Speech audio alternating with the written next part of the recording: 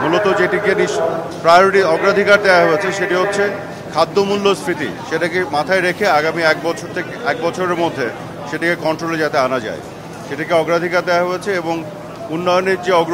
যে পেসটা সেটা যাতে ধরে রাখা যায়, প্রবৃদ্ধি যাতে বাড়তে থাকে, রিজার্ভের যে বিষয়গুলি আছে সেগুলোতে যাতে এক ধরনের একটা স্থিতিশীলতা আসে, এই বিষয়গুলোকে মাথায় রাখা হয়েছে। বিশেষ করে যেটি করা হয়েছে যে যেটা ঘাটতি বাজেট, সেইখানে যে লোনটা যেটা দেওয়া হয় সেখানে কিছুটা কম করা হয়েছে, বাইরে থেকে লোন নেওয়ার যে বিষয়টা, বৈদেশিক উৎস থেকে যে লোন নেয় এবং রাজস্ব বাজেট যেটি নিজস্ব রাজস্ব আয় থেকে যে সোর্স থেকে যেটা আসে সেগুলো বৃদ্ধি করার যে বিষয়গুলি নেওয়া হচ্ছে। আর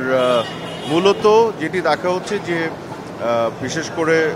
খাদ্য মূল্যস্ফীতি কিন্তু ওভারঅল খাদ্য মূল্যস্ফীতির জন্য বেড়ে গেছে, অন্যান্য ক্ষেত্রে কিন্তু মূল্যস্ফীতি সহনশীল অবস্থায় আছে। তো যে কারণে এই এরিয়াতে যে সমস্যাগুলি আছে সেগুলো দেখার চেষ্টা করা হচ্ছে। জনবান্ধব একটি বাজেট রয়েছে,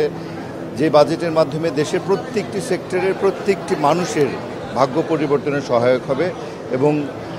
প্রতিটি ক্ষেত্রেই আমি বলবো যে ভীষণ সুচারুভাবে বিশ্লেষণ করে চিন্তা ভাবনা করে এটা একটা বাজেট করা হয়েছে। আমি আরও যখন ডিটেলে দেখব আমার বিশ্বাস যে আমরা আরও বেশি মুগ্ধ হবে এই বাজেট। বিদেশের উপর থেকে ঋণের থেকে বেশি নির্ভর করবে বাংলাদেশের যে আয়করের উপরে, কারণ আমার মনে হয় যে মাননীয় প্রধানমন্ত্রী যেটা বারবার বলেন যে প্রত্যেকে কর দিতে হবে, এই আয়করের অভ্যাসটা করতে হবে, যে প্রত্যেকে যদি আমরা কর প্রদান করি তবেই আমার মনে হয়